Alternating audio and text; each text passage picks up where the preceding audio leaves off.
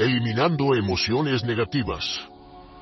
Continuando con el tema de responsabilidad contra irresponsabilidad, hace muchos años, en 1972, comencé a estudiar el área de la metafísica que trataba con la psicología de la evolución del potencial humano, y una de las cosas que brincó en esas páginas y nunca me recuperaré de ello, fue la discusión del lazo de unión entre la irresponsabilidad y las emociones negativas, y el hecho de que las emociones negativas son las que bloquean las emociones o desvanecen las emociones de su vida y mi vida. Todo el propósito de la vida, por así decirlo, es lograr niveles más altos de paz mental, felicidad, contento, etc. Debemos sentarnos a pensar y decir qué nos detiene, qué nos bloquea o qué se interpone para que realmente disfrutemos de la vida, e invariablemente serán las emociones negativas de cualquier tipo. No estoy hablando de las emociones negativas que experimentamos cuando muere un ser querido o algo semejante. Estoy hablando de las emociones negativas que experimentamos en forma cotidiana y que nos roban la paz mental, que nos roban la salud y la energía, que afectan nuestras relaciones amorosas, que se interponen en nuestra independencia financiera o nos roban un sentimiento de logro, etc. En esta sesión hablaremos de la eliminación de las emociones negativas y quiero que volvamos a la discusión sobre la responsabilidad. Es una de las cosas más importantes que he encontrado en toda mi vida. Simplemente es esto. Si tomamos una gráfica o un cuadro, acompáñenme un segundo y expongámoslos. Y vayamos de lo más alto a lo más bajo. Aquí tenemos a una persona totalmente responsable. Es la persona que tiene total seguridad en sí misma, es totalmente responsable y no pone pretextos. Y aquí abajo, en el otro extremo, tenemos a la persona irresponsable, la que le pone pretextos a todo. Esta es la punta positiva de la escala y esta es la punta negativa. Todos nosotros, usted y yo, estamos en alguna parte de la escala y vamos hacia arriba o hacia abajo en todas las decisiones que tomamos. Hemos encontrado, y esto es lo que me impactó, como ya le dije antes, que existe una relación de uno a uno entre lo que se siente estar en control de su vida y lo positivo y feliz que se esté. Bueno, hay una relación de uno a uno en la cantidad de responsabilidad que se acepta y la cantidad de control que se experimenta en la vida. Y hay una relación de uno a uno entre la cantidad de responsabilidad y control que se acepte y la cantidad de libertad que uno siente que tiene. La libertad es el requisito indispensable para la felicidad. El éxito real, la verdadera felicidad de la vida, significa ser libre para vivir la vida a su manera, como usted lo decida, sin que nadie tenga que decirle qué hacer. Vivir su vida como un ave, libre como un ave para hacer lo que quiera. Existe una relación directa entre responsabilidad, control y libertad. Existe una relación directa entre estas tres emociones positivas. Las emociones positivas son las grandes emociones. Las emociones positivas son aquellas de felicidad, amor y gozo y vitalidad, energía, exuberancia, entusiasmo, etc. Sin embargo, en la otra punta tenemos la actitud de irresponsabilidad. ¿Y a qué nos lleva eso? Esto es lo que me impactó tanto cuando lo supe por primera vez. Nos lleva a la falta de control. Falta de control.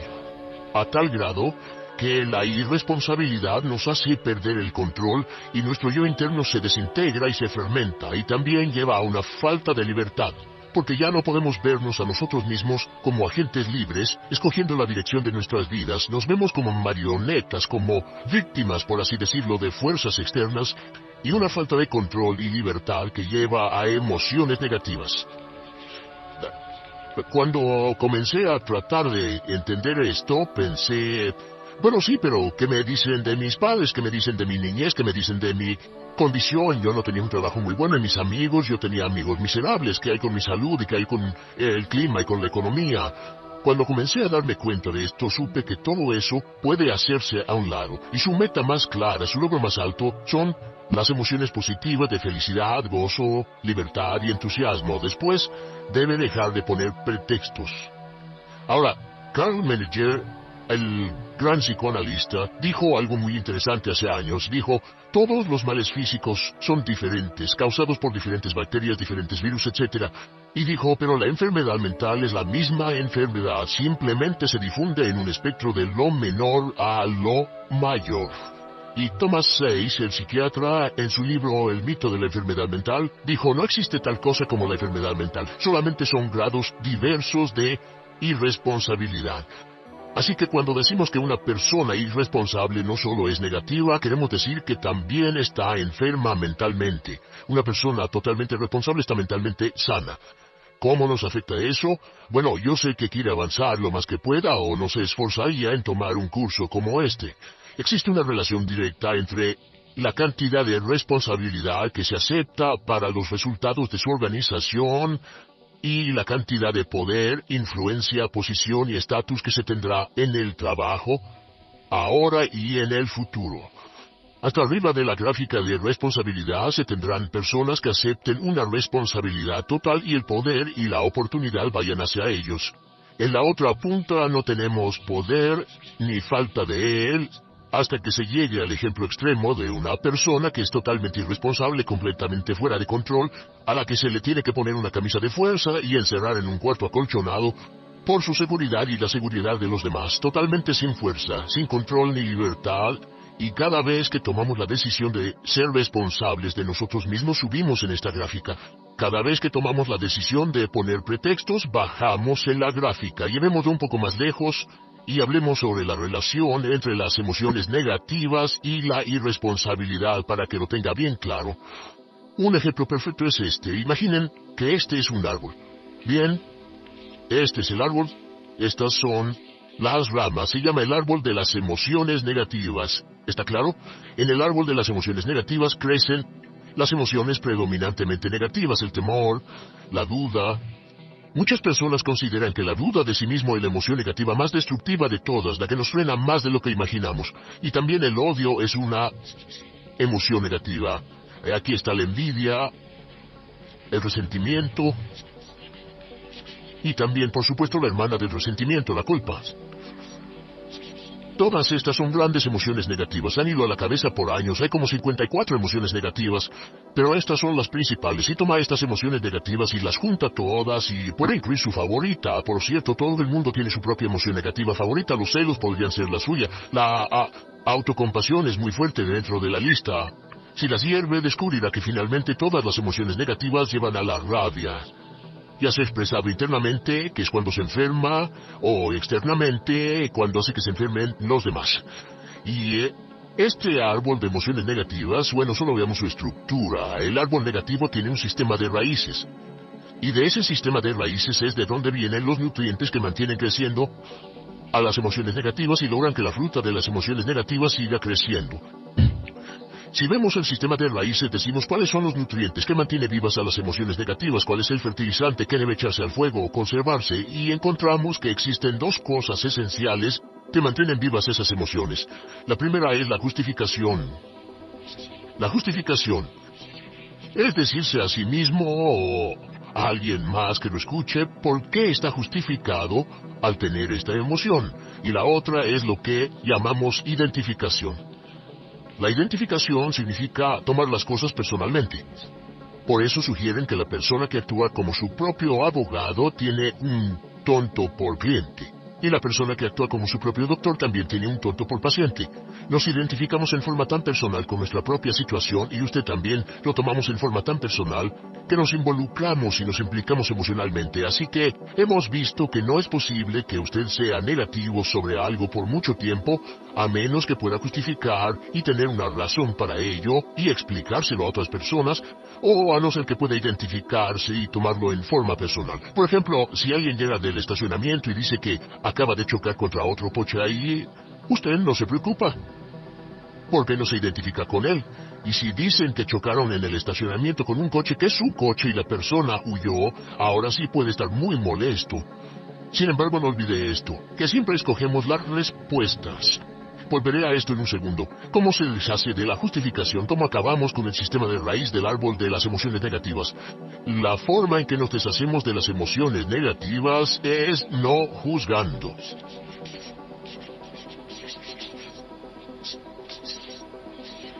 Solo evite el juzgar, huya del juzgar. En vez de emitir un juicio de que alguien es culpable de algo o que alguien ha hecho algo, permanezca simplemente abierto y neutral. La clave es permanecer neutral. Evita que las emociones negativas sigan creciendo. Se ha averiguado que las emociones negativas, yo las he estudiado por años, comienzan como una chispa y luego se alimentan al hablar de ellas, al justificarlas, al involucrarnos con la situación. Crecen y crecen hasta que consumen nuestra mente por completo. Ahora, con respecto a la identificación, que es tomar las cosas en forma personal, lo que hacemos es lo que llamamos desidentificación.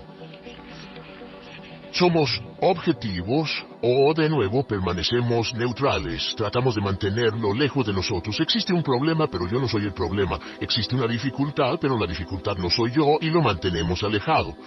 Una vez que comenzamos a dejar de justificar y dejar de identificarnos, no tomamos las cosas personalmente y no nos involucramos emocionalmente. ¿No les ha pasado que llega alguien con un problema y usted se involucra emocionalmente tanto con ese problema que llega a sentirse molesto y ese alguien ya se va sin su problema y usted se queda ahí y sigue molesto? Es porque lo tomó en forma muy personal. Sin embargo, la clave para deshacerse de las emociones negativas, y esta es la parte más importante de esto, es el tronco. Cortar el tronco del árbol de emociones negativas, y el tronco del árbol de emociones negativas es la culpa. La culpa es el 99% de las emociones negativas. Y es muy importante entender de dónde vienen las emociones negativas. Las emociones negativas vienen de su interior. Las emociones negativas no están contenidas en situaciones externas. Las emociones negativas no están dadas por otras personas ni otras situaciones. Las emociones negativas son causadas por su respuesta hacia otras situaciones. Por ejemplo, dos personas se enfrentaron a la misma situación, un embotellamiento, un mesero grosero, lo que sea, no importa. Y una persona se molesta, se enfada, se enoja, y la otra persona no lo toma en cuenta. Otro ejemplo, la misma persona en 2 días diferentes. Un día se pelea, se le desinfla un neumático, hay un embotellamiento, llega tarde al trabajo, se enfada, se molesta. Al día siguiente sale con tiempo de sobra, desayuna tranquilamente con su familia, tiene mucho tiempo para llegar al trabajo y el embotellamiento no le importa para nada. Ambos casos son un ejemplo de que las emociones negativas no las provoca una situación. Es que usted siempre es libre de escoger la calidad de su vida emocional. Usted escoge estar enojado. Entienda esto, nadie lo hace sentir nada, nadie lo hace sentirse enojado, nadie lo hace sentirse tenso, nadie lo hace sentirse molesto. Siempre usted decide cómo va a sentirse y si no tiene cuidado, caerá dentro de un patrón de hábitos negativos de culpar a la otra persona. La culpa es el centro de todas las emociones negativas. Cuando deja de culpar, derriba el árbol de la emoción negativa. Lo extermina, lo mata y las emociones negativas mueren en forma simultánea. Es casi exactamente como si ese árbol de emociones negativas fuera un árbol de Navidad que se conectara y las emociones negativas fueran luces de Navidad y usted tomara el enchufe y lo desconectara. ¿Qué pasaría? Pues lo que pasaría es que todas las emociones negativas, las luces, se apagarían en forma simultánea, así. ¿Cómo hacer esto? Se hace usando la ley de la sustitución. La ley de la sustitución dice que la mente consciente solo puede tener un pensamiento a la vez. Es el pensamiento que tiene la mente consciente el que determina cómo reaccionarán las emociones y la mente subconsciente. Como solo puede tener un pensamiento a la vez, lo que hace es esto: acaba con el pensamiento que causa la emoción negativa, el pensamiento de la culpa, y lo reemplaza con esta afirmación: soy responsable. Soy responsable. Soy responsable. Esto, junto con la frase me amo a mí mismo, soy responsable, es la afirmación positiva más poderosa que puede usar. Al instante en que diga soy responsable, adquiere un control total de sus emociones. Al instante en que diga soy responsable, de pronto está en el asiento del conductor. No puede decir soy responsable y sentir la emoción negativa en forma simultánea. Esta echa fuera la otra de su mente consciente.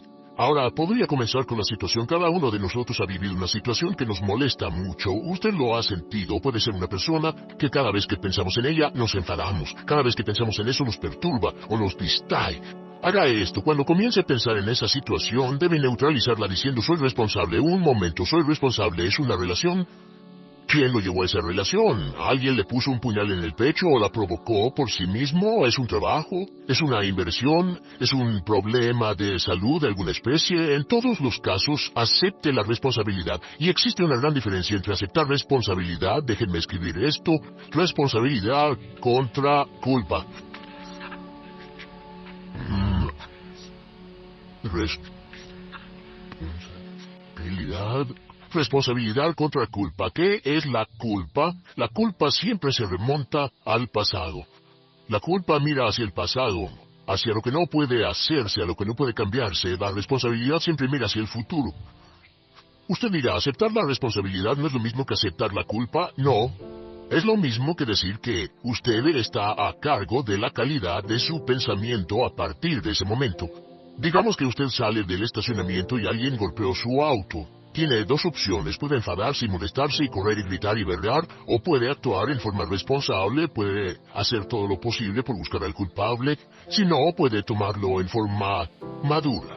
La responsabilidad siempre mira hacia el futuro. La responsabilidad nos lleva a hacer esta pregunta cuando enfrenta un problema. ¿Qué podemos hacer? Y no quién lo hizo. ¿Qué podemos hacer ahora? ¿A dónde vamos de aquí? ¿Qué podemos hacer? Es la pregunta de la persona responsable. No lloramos sobre la leche derramada, solo decimos, bueno, muy bien, ¿cuál es la solución? Y seguimos con el juego. La persona irresponsable siempre dice quién lo hizo, y se obsesiona por querer encontrar quién lo hizo, y si encuentra la culpa, la divide entre todos para que todo el mundo saque su tajada de culpa, que, por supuesto, no sirve de nada para resolver la dificultad. La clave para derribar el árbol de emociones negativas es usar el hacha y eliminar la culpa. El día que comience a eliminar la culpa de su vida será el día en que comience a vivir, porque ese día que elimine la culpa y las emociones negativas, de pronto la mayoría de los problemas, la mayoría de las cosas que se interponen entre usted y la felicidad que desea, se desvanecerán. ¿Por qué le pongo tanto énfasis a las emociones negativas? Déjenme dejar eso en claro por un segundo. Lo que descubrí, y esto es lo que me impactó porque siempre me he comprometido a realizar mi potencial como ser humano, es que no puede avanzarse en la vida sino al grado en que se deshaga de sus emociones negativas. No puede progresar, no puede ir más lejos de lo que está en este momento, excepto al grado en que deje atrás sus emociones negativas. Acéptenlo. Ahora, por cierto, con respecto a las emociones negativas que ha asociado con otra persona o situación, es difícil aceptar la responsabilidad, es difícil decir yo soy el responsable inicial, porque ha estado culpando a una persona mucho tiempo y a veces deberá apretar los dientes y decir yo soy el responsable, pero mientras más repita soy responsable, lo dirá cada vez más y más fácilmente y al final llegará al punto en que cuando piense en esa persona o esa situación podrá neutralizar los pensamientos con la ley de sustitución diciendo soy responsable. Existe una línea muy bella que puede usar al tratar con personas difíciles. Se remonta a la autoestima y también tiene que ver con la eliminación de emociones negativas, es decir, algo así, no importa lo que usted diga o haga, soy una persona valiosa e importante, o no importa lo que pase, aún soy una persona valiosa e importante, o no importa cómo resulte esta situación, yo sigo siendo una persona valiosa e importante. El curso natural de la vida es este. Este es el camino de la vida. Cuando éramos niños comenzamos sin emociones negativas. Por cierto, las emociones negativas deben enseñársele a un niño. Deben enseñárseles a los niños y deben aprenderlas de sus padres. ¿Han visto un bebé negativo? No existe tal cosa como un bebé negativo. Solo ríen y son felices. Lloran cuando tienen necesidad, pero los bebés no son negativos. Al crecer, observamos a las personas a nuestro alrededor y comenzamos a desarrollar nuestras emociones negativas que llevamos a cuestas en un saco. Al convertirnos en adolescentes, este saco crece hasta el punto en que podemos ir a las fiestas y podemos reunirnos con nuestros amigos, podemos hablar de cuán terrible ha sido nuestra niñez, cuán despiadados son nuestros padres, nuestros parientes, maestros y todo lo demás. Y cuando nos convertimos en adultos, ¿cuál es la marca de la madurez en nuestra sociedad? La marca del adulto es que tiene uno un gran saco de emociones negativas porque cuánto hemos sufrido. ¿Cuál es el resultado? Que pasa la mayor parte del tiempo cuando está con otras personas bajando la guardia y diciéndoles cuánto ha sufrido. O sea que lo que hace es usar los intercambios o emociones negativas como base de su relación. Yo te enseño mis emociones negativas y tú me enseñas las tuyas. ¿Recuerdan lo que hacíamos de niños? Y lo que hacen ahora es reunirse como un par de comerciantes en un bazar árabe y muestran sus emociones negativas. Dicen, oh, miren esa horrible niñez, miren esa espantosa relación, miren qué gruñón es mi jefe, qué horrible es esto, etc. Y así sigue intercambiándolas. ¿Y qué pasa cuando habla y piensa en sus emociones negativas? ¿Recuerda la ley de concentración? Lo que usted coseche, crecerá. Lo que coseche crecerá, ganará fuerza y seguirá vivo. Por cierto, las emociones negativas, y esto es otra cosa que aprendí en el estudio, las emociones negativas son muy frágiles y muy efímeras. Si no las mantiene vivas a través de pláticas constantes y de cultivarlas adecuadamente, ¿saben qué pasa? Se mueren. Sí, las emociones negativas se mueren, es como un incendio, no sucede donde no hay nada. Si una chispa cae donde no hay nada que se queme, se extingue. Las emociones negativas, si no se habla de ellas, si no se cultivan todo el tiempo, mueren. ¿Ha tenido la experiencia de que está muy preocupado por algo, molesto por algo, y le tomaba todo el tiempo, y luego llega al trabajo y se ocupa tanto haciendo algo más por 3 o 4 horas, que no tiene tiempo de pensar en otra cosa y después de eso se para y dice, cielos, no me he preocupado por esto por mucho tiempo, tengo que preocuparme por ello, ¿qué pasa? Nada, es como el fuego, está extinguiéndose, debe volver a ello, debe pensar en ello, hablar de ello, preocuparse por ello y manejarlo para llevarlo hasta el punto donde preocupe a toda su mente. ¿Cuántas veces pasa eso? Bueno, lo que hace el adulto maduro es que el adulto maduro deja a un lado sus emociones negativas y continúa con el resto de su vida. Continúa con el resto de su vida.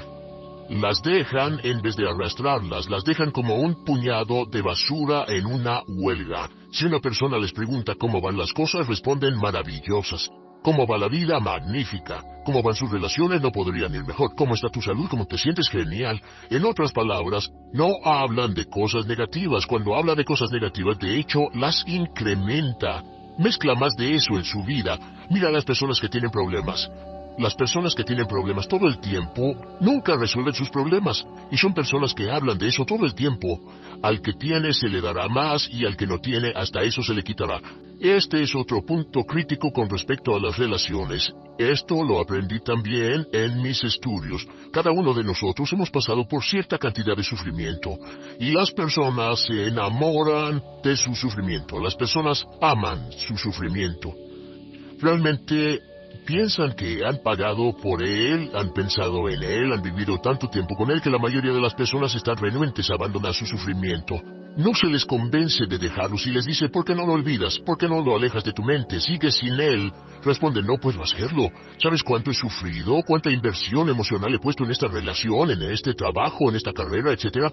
Recuerdo a miles de personas que han venido conmigo y tienen problemas en sus relaciones. Dicen, he estado en esta relación o este matrimonio por varios años y ya me siento miserable, me siento infeliz, no nos agradamos y les digo, ¿por qué no hacen algo al respecto?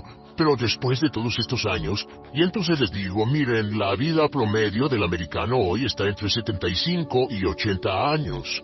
Y aumenta, para cuando lleguemos al final del siglo, la esperanza de vida tal vez sea de 80, 85, 90 años.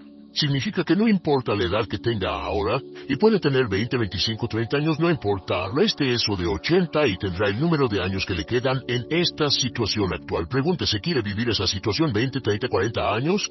Y desde luego, la respuesta honesta es no, porque tal vez no mejore. Las personas aman su sufrimiento, detestan abandonarlo. Y lo que hemos hecho es dar un consejo muy simple. Y este consejo acabo de consultar con un psicólogo consultor y me dijo que es el consejo más simple que haya oído para dárselo a las personas cuando lo necesiten. Si alguien llega a hablar con usted sobre los problemas y usted dice sí y se muestra simpatético y empatético, es muy bueno escuchar a las personas y dejarlos hablar. Solo que hay algunas personas que no hacen nada más que hablar de sus problemas. Cada vez que se les ve solo hablan de eso. Y casi siempre repiten lo que ya dijeron antes. Lo que hará es decir, sí, escucho lo que me dices y simpatizo contigo. Sin embargo, tú eres el responsable de tu propia vida. Tú eres el responsable. ¿Qué vas a hacer?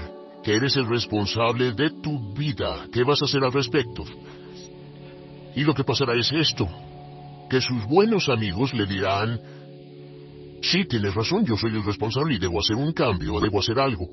Y saldrán y lo harán, realmente irán con usted a exponerle todos sus problemas y todo lo que dirá, esto es, bueno, ¿qué crees que debes hacer al respecto?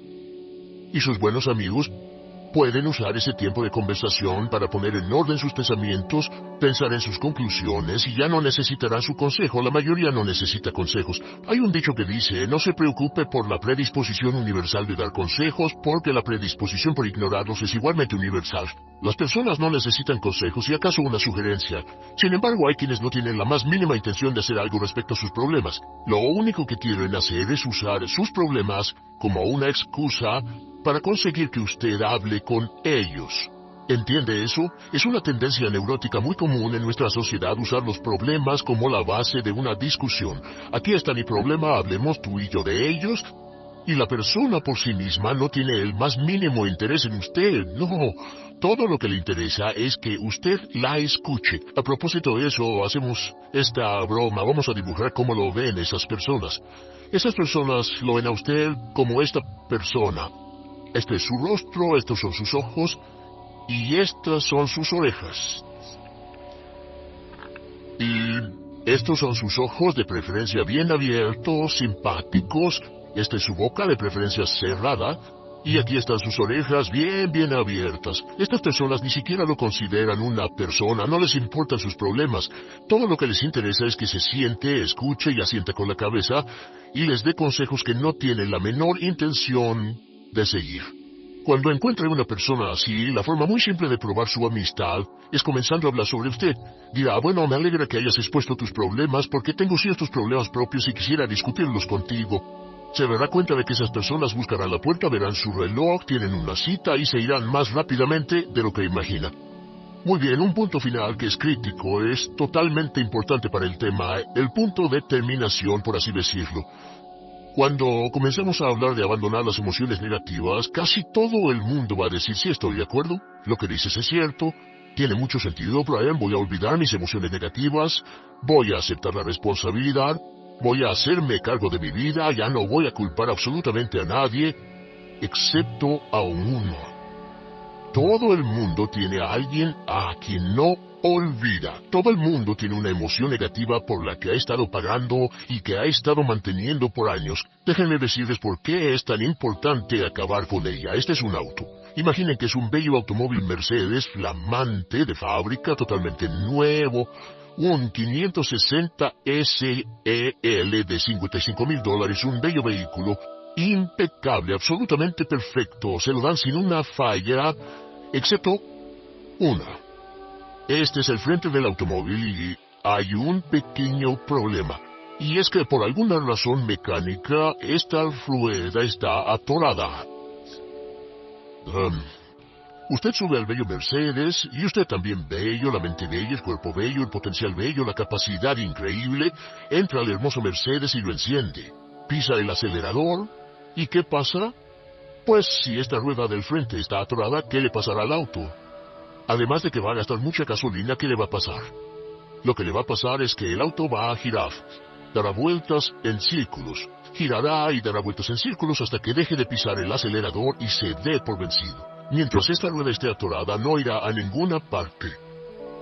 Y lo que descubrí fue esto, que la existencia de una sola emoción negativa, que uno no abandone por cualquier razón, y la razón siempre es una razón de ego, la razón siempre tiene que ver con su propio ego, hará que se quede en el mismo lugar y dé vueltas en el mismo lugar y vaya en círculos por el resto de su vida.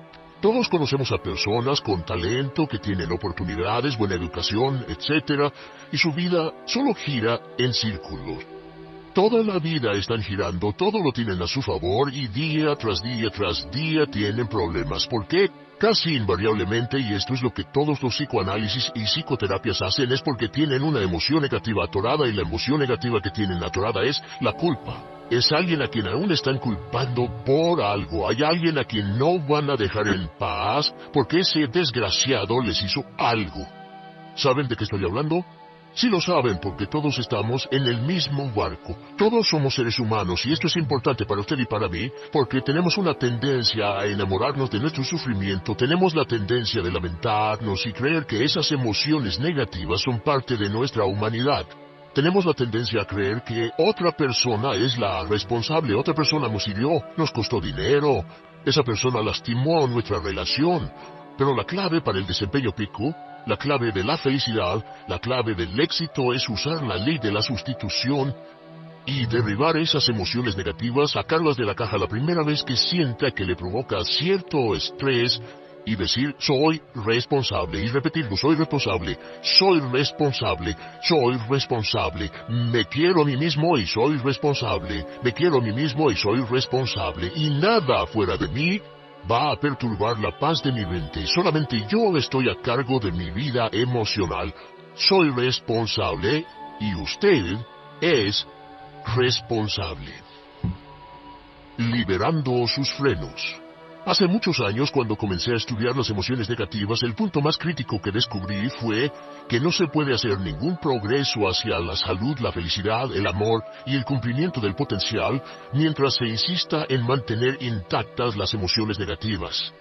Y lo único bueno de las emociones negativas, si es que tienen algo de bueno, es que las emociones negativas no son permanentes. Lo dice hasta Sigmund Freud, no hay un lugar permanente para las emociones negativas en el subconsciente. En otras palabras, son visitantes indeseados. Son hábitos negativos o patrones de respuesta negativos que pueden eliminarse, y el punto inicial para eliminarlos es entender de dónde vinieron y entender cuáles fueron los factores causales, volviendo a la niñez temprana, que desencadenó el desarrollo de las emociones negativas y nos han dado como adultos una predisposición a ser negativos de una u otra forma. Esto nos lleva al condicionamiento de la niñez temprana. Recuerden que ya dijimos que el punto inicial de los patrones de hábitos negativos compulsivos e inhibitorios era la crítica destructiva. La crítica destructiva es el gran destructor. La crítica destructiva destruye a las personas en su interior y las deja caminando en círculos por fuera. Muchas personalidades han sido minadas y destruidas, mucha autoestima ha sido puesta de lado como resultado de la crítica destructiva más que cualquier otra cosa que podamos imaginar. La crítica destructiva es el gran asesino. Ahora, ¿por qué es eso tan malo? Sabemos que los niños en sus primeros años y al ir creciendo tienen una necesidad tremenda de amor y aprobación de sus padres. De hecho, muchos psiquiatras y psicólogos han dicho que la razón número uno de la enfermedad mental en los adultos es el retiro de amor o el amor no expresado. Sabemos que cualquier persona con prestigio, una persona que es importante para un niño, tiene un impacto enorme en ese niño, y los niños hasta la edad de 6 años tienen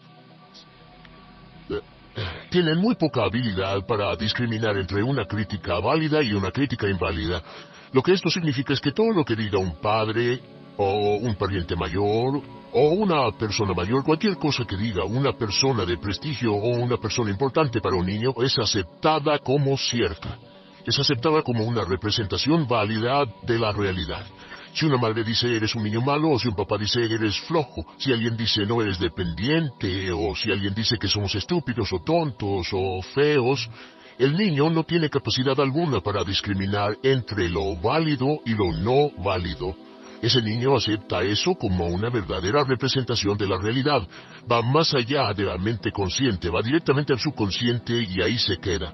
Muchos de nosotros como adultos aún estamos viviendo en base a la información negativa que recibimos cuando éramos niños. Y después como adultos que decimos así es como soy, o siempre he sido así, o algunas personas dirán, pues es de familia, tu padre era así, los hijos son así, tu madre era así, etc. ¿De dónde viene? Nada de estas cosas es de familia. Por ejemplo, cuando estaba creciendo, mis padres habían sufrido la depresión, y la depresión les produjo un impacto enorme, y cuando hablábamos de comprar algo, lo recuerdo muy bien, mis padres se ponían muy tensos y decían, no podemos pagarlo, no podemos pagarlo, no podemos pagarlo, no podemos pagarlo. Tenían una mentalidad de carencia, esta mentalidad de no podemos pagarlo toda su vida, y luego yo crecí, y aunque nunca he experimentado la depresión, y la mayoría de ustedes, 10, 20, 30, 40 años después, aún estamos diciendo, no puedo pagarlo, no puedo pagarlo. Aún tomamos como base esas frases críticas, esas frases emocionales que usaban nuestros padres. Tal vez sus padres les decían como mi padre me decía a mí una y otra vez, nunca acabas lo que empiezas, nunca acabas lo que empiezas. Nunca acabas lo que empiezas. Eres un flojo, nunca acabas lo que empiezas. Y cuando fui adulto tuve muchos problemas para acabar lo que empezaba. Al acercarme al final de la tarea, comenzaba a sentirme ansioso y buscaba cualquier excusa por posponerla o retrasarla. El segundo factor que nos predispone a emociones negativas es la falta de amor. Sabemos que las personalidades de los niños se desarrollan al grado en que reciben una alta calidad y una alta cantidad de amor de sus padres. Existe una relación de 1 a 1 entre la cantidad de amor, la calidad de amor y una personalidad sana. Ese amor negado o la privación de amor es la causa clave de la infelicidad, la negatividad y la enfermedad mental en los adultos. Para que un niño se sienta realmente amado, el niño debe tener padres con buenos conceptos, y la mayoría de nosotros tuvimos padres que fueron víctimas de sus padres, que a su vez fueron víctimas de sus padres. Un escritor famoso dice que todo el mundo es víctima de una víctima. Todos son víctimas de víctimas. Nuestros padres quisieron criarnos de la mejor forma posible, pero ellos mismos fueron víctimas de víctimas. Y para que un niño se sienta realmente amado, deben existir 3 condiciones. La condición número 1 es: los padres deben amarse a sí mismos. Los padres deben amarse a sí mismos. Recuerden, nunca le podrán dar más amor a otros que el que sienten por sí mismos. Si no se aman a sí mismos, no pueden amar a sus hijos. Si tienen un poco de amor por sí mismos, deben difundirlo en sus hijos. Si tienen poco amor por sí mismos y es absorbido por sus esposos, entonces, a veces, aunque deseen amar a sus hijos, no tienen amor que darles. Sus padres querían amarlos y en muchos casos no tenían amor para darles, y eso es porque nunca lo recibieron cuando crecieron. El segundo requisito es: los padres deben amarse mutuamente. Para que un niño crezca sintiendo confianza en sí mismo, crezca sintiéndose amado, a salvo y seguro, debe crecer en un ambiente donde los padres se amen. No hay nada que le dé más temor a un niño que crecer en un hogar donde los padres peleen entre sí, donde los padres no se amen, donde haya dificultades, porque el niño siempre tiene una tendencia, primero que nada, ser una víctima, pues al niño se le grita y se le vocifera, y entonces cree que la razón por la que mamá y papá pelean es su culpa.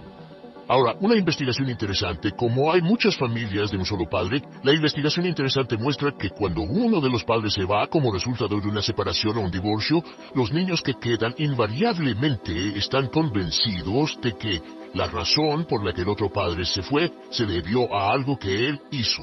Y es importante que si un matrimonio o una relación va a terminar y uno se va a ir, que el padre que se quede les diga a los niños una y otra vez que la razón por la que la relación no funcionó no tuvo nada que ver con ellos. Solo tuvo que ver conmigo y con papá, conmigo y con mamá. No tiene nada que ver con el niño. El niño necesita oírlo muchas veces antes de que se sienta confiado y seguro. Y por supuesto siempre es mejor que un niño sea criado por un padre que lo ama que por 2 padres que no se aman. Una tercera condición que debe cumplirse si no quiere que exista la falta de amor es que los padres deben amar al niño. Los padres deben amar al niño. Bueno, eso parece muy obvio y muy lógico. La verdad es que, y esto es lo más difícil para usted y para mí como adultos, que ni siquiera lo pensamos, que es posible que nuestros padres no nos quisieron. No porque no lo intentaran, querían amarnos y tenían la intención de hacerlo desde luego, etcétera, etcétera, pero simplemente como tenían conflictos mutuos y problemas sin resolver con sus padres, y sufrieron la guerra y la depresión, tenían que hacer carrera y otras responsabilidades, nunca lo lograron totalmente. ¿Entienden? Esa fue la dificultad. Lo deseaban, pero nunca lo lograron. La única forma en que puede amarse a un niño es pasando una gran cantidad y calidad de tiempo con el niño. Tiempo en gran cantidad y calidad con el niño.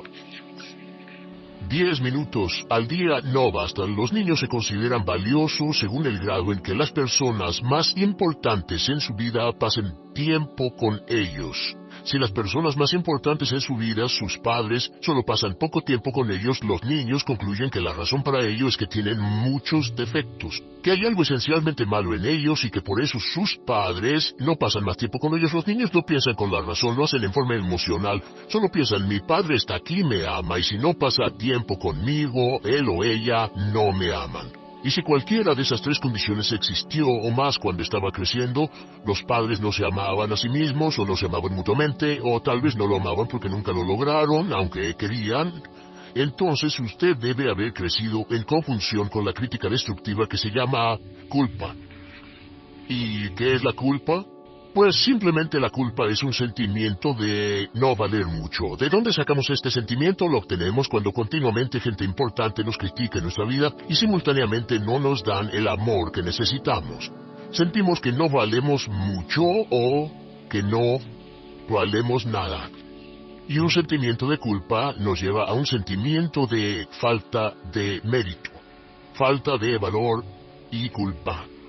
Y esa culpa, ese sentimiento de falta de mérito, es el mayor problema del siglo XX. La principal fuente de enfermedad mental es la fuente principal de los problemas en las relaciones, la fuente principal de enfermedad psicosomática, la fuente principal de la mayoría de los problemas que afectan a nuestra sociedad, es el profundo sentimiento de culpa y falta de mérito que se expresa o se esconde en los pensamientos o en la actitud no valgo suficiente, no valgo suficiente.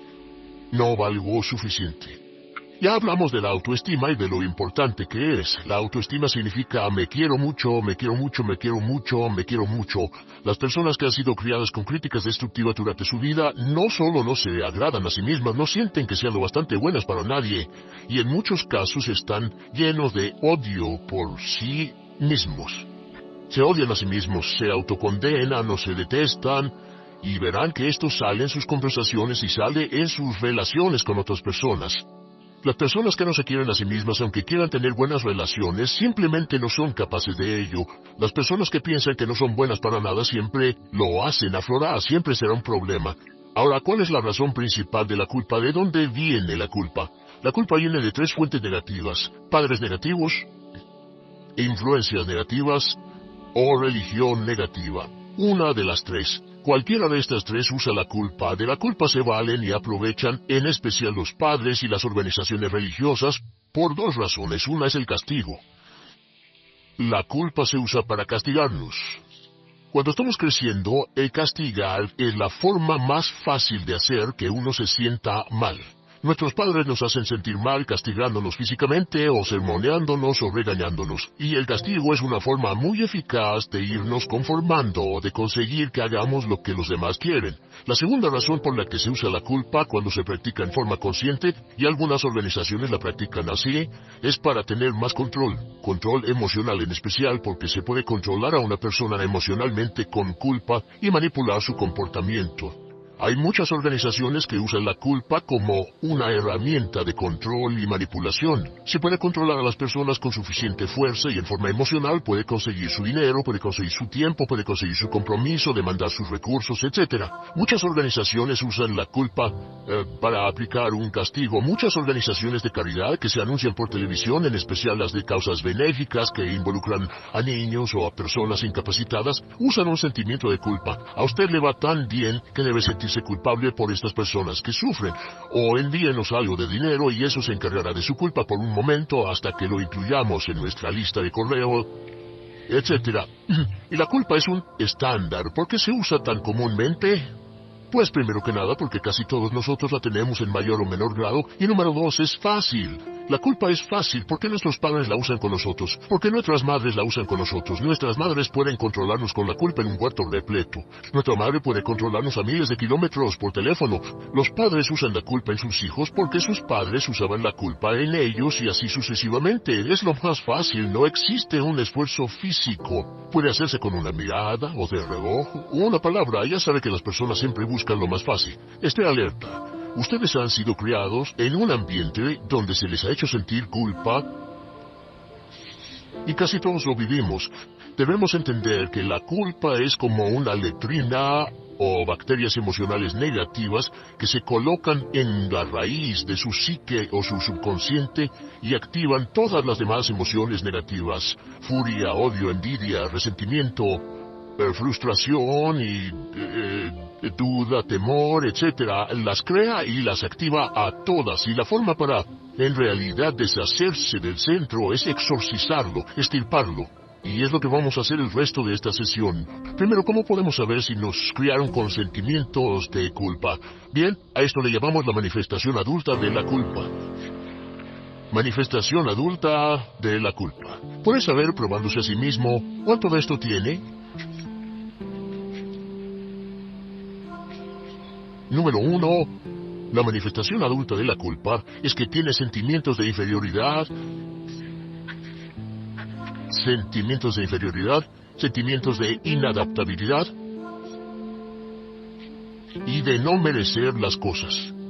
No siente que merezca que le pasen cosas buenas. Si una persona ha sido criada con crítica destructiva y se le hace sentir culpa, entonces cuando logra éxito, aún con un tremendo esfuerzo, tiene una tendencia terrible de sentir que no se lo merece. A esto se le llama, por cierto, temor al éxito. El temor al éxito es solo otra forma de decir que la persona que ha estado condicionada a pensar de sí misma como poco valiosa o no lo bastante buena se siente muy incómoda cuando experimenta el éxito. Se siente muy tensa y a disgusto. Realmente si sienten demasiada tensión comienzan a aspirar cocaína, a beber demasiado alcohol, se enredarán en comportamientos autodestructivos, tendrán una sensación tremenda de ansiedad, como si alguien fuera a descubrir algo de ellos. Hay un libro en la librería que dice: si me está yendo tan bien, ¿por qué me siento como un impostor? Tienen el llamado síndrome del impostor. ¿Alguna vez ha tenido éxito en algo y la gente ha ido a usted a decirle: vaya, hiciste un excelente trabajo, o eso es maravilloso, aunque haya sido muy duro para usted, y sintió que los demás iban a descubrir, siente como que, es decir, que iban a descubrir que realmente no es bueno, que solo fue un fraude, solo un accidente? Y por supuesto lo que dice: fue coincidencia, fue un accidente, la verdad, no sé ni cómo lo hice. Hacen todo lo posible por huir de ese sentimiento de inferioridad y de no merecer las cosas. Estén muy alertas. La segunda manifestación adulta de la culpa es la autocrítica destructiva. Hay una línea de un gran poeta que dice: aquellos a quienes se les hace mal hacen mal a su vez. Los niños a muy temprana edad, a veces a la edad de 2 o 3 años, comienzan a menospreciarse, se desgarran, hasta se golpean y se castigan físicamente si se les critica demasiado. Siempre dicen el equivalente de no valgo suficiente o no soy muy bueno, y se castigan a sí mismos. Y la crítica destructiva es un síntoma real de un sentimiento escondido de culpa e insuficiencia. El número 3 es que, fácilmente manipuladas por la culpa, las personas pueden jalar sus cordones de culpa en forma muy simple. Realmente vemos que existen 2 tipos de personas en el mundo: los lanzadores de culpa y los receptores de culpa. Invariablemente, estas personas se atraen mutuamente. Y por supuesto el lanzador de culpa es la persona que se identifica con el padre que lanzó la culpa, y el receptor es la persona que se identifica con el que atrapó la culpa. Pero los lanzadores y los receptores de culpa se unen, se equilibran perfectamente, se establecen y forman una nueva generación de lanzadores y receptores de culpa. Podemos decir que usted es fácilmente manipulado por la culpa porque ha estado muy bien condicionado. Su jefe puede tirar de su cordón de culpa, una persona en un autobús puede tirar de su cordón de culpa, una sobrecargo puede tirar de su cordón de culpa. Esté muy alerta a esto. La cuarta manifestación de culpa es que usted la usa. Usa la culpa y culpa a otro generosamente. ¿Por qué? Pues si ha funcionado en usted, lo hará funcionar en ellos. Le parecerá que es un intercambio, un trato muy justo. Usa la culpa y la culpabilidad y se convierte en la base de sus relaciones con los demás. Cuando algo sale mal, les echa la culpa a ellos. Algo sale mal, culpa a alguien más. En cuanto hay un problema, busca a quien culpar. Un experimento muy interesante con la cámara escondida hace algunos años fue que hicieron una plancha de hielo y la pusieron en la acera sin que nadie los viera. No hacía mucho frío, pero lo hicieron, y observaron cómo reaccionaban las personas cuando pasaban por ahí. Cuando caminaban por ahí, llegaban a esa plancha de hielo, se desequilibraban y se resbalaban, y lo primero que hacían era observar a la persona más cercana a ellos, enojados, verdaderamente furiosos. En otras palabras, buscaban a quién culpar. Y si no había nadie cerca de donde habían caído, se levantaban otra vez, miraban a su alrededor, no había nadie, y entonces pateaban el piso, pateaban con fuerza y se iban. Nuestra tendencia natural cuando algo sale mal es buscar a alguien o algo a quien culpar, en especial si nos criaron con una culpa continua. Y la quinta manifestación es lo que llamamos lenguaje víctima. Ahora, recuerden que hablamos sobre la ley de concentración. Dice: lo que siembras cosecharás. También dice: si usas lenguaje de víctima, mantienes viva la culpa, la refuerzas, la edificas, la cultivas, la utilizas. El lenguaje víctima es lenguaje como no puedo, no puedo. No puedo. Cuando dice no puedo, no puedo, no puedo, envía un mensaje a su mente subconsciente, y la mente subconsciente comprende que está inhabilitado, que no tiene control, que es una víctima. Y cuando desea poder hacer algo, su mente subconsciente retroalimenta su mensaje y dice: no puedes, no puedes. Y lo segundo que dice es: tengo que, y otra vez no tengo control, no estoy a cargo. Pero existe otra expresión del lenguaje víctima que debemos evitar, y es esta: trataré. Trataré, sea lo que sea, trataré. ¿Qué significan las palabras trataré? Pues déjenme decirles qué significan. Significan voy a fracasar y lo digo anticipadamente para que no me vengan con represalias. En otras palabras dice trataré de llegar a tiempo, pero lo que está diciendo es tal vez llegue tarde y no pueden reclamarme porque dije que trataría. Cuando una persona dice trataré, está disculpando su fracaso por anticipado. Si fuera al doctor y el doctor lo examinara, lo auscultara y le dijera, pues está en pésimas condiciones, tendremos que intervenir, debemos llevarlo al hospital ahora mismo, me sorprende que haya llegado aquí, usted dirá, bueno doctor, espero que haga un buen trabajo, y él dice, trataré. Si él dice eso, usted seguramente buscará otro médico, o si va a un abogado. Lo culpan de algo y va a un abogado y le presenta su caso y dice, oiga, va a defenderme, y él dice, trataré. ¿Qué está diciendo? Está diciendo, escuche, he estudiado el caso y por lo que veo no hay mucha esperanza, pero lo tomaré de todos modos. Trataré son los que tratan de conseguir que les pague por anticipado. Otro juego de palabras que no debe usar. Por cierto, con respecto a trataré, lo que debe decir es lo haré o no lo haré. No trataré. Si alguna vez en nuestro negocio tenemos un negocio muy activo, si llamamos a alguien y le pedimos alguna cosa o algún trabajo y dice trataré de conseguirlo para el viernes o trataré de terminarlo a tiempo, al instante sabemos que lo que quiere decir es que quiere sentirse libre, no comprometerse. Así que nunca dejamos que nadie se vaya con un trataré, debe ser hecho o no, y queremos obtener una seguridad. Si hace falta nosotros lo hacemos. Cuando dicen trataré, lo que están haciendo es que se están lavando las manos, esté alerta. La otra palabra es desearía. Dicen que un deseo es una esperanza o una meta sin energía detrás. Desearía. ¿Qué significa un deseo? Desearía significa que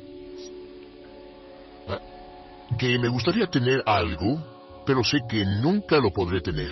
Cuando dice desearía bajar de peso, ¿qué significa? Las palabras no dichas son, pero sé que no puedo. Porque no, por las excusas que tiene y el metabolismo que tiene y los problemas, etcétera. Siempre hay razones por qué debe salir, etcétera. Desearía dejar de fumar, desearía estar en forma. Desearía. Cuando usa la palabra desearía, le muestra al subconsciente que esto es algo que no cree que le sea posible lograr o adquirir.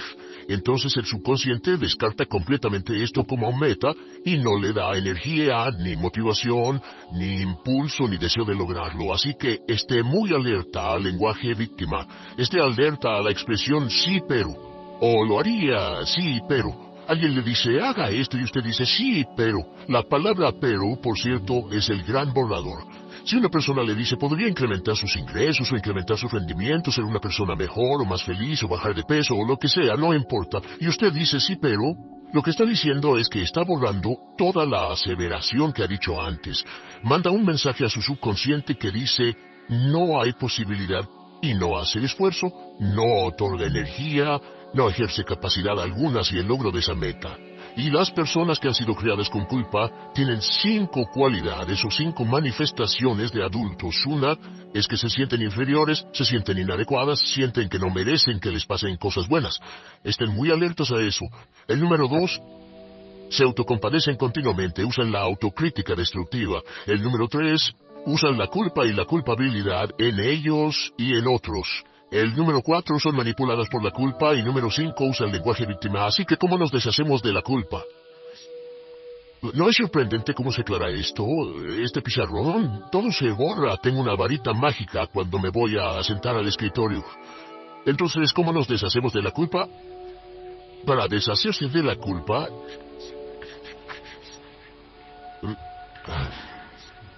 Este es el proceso.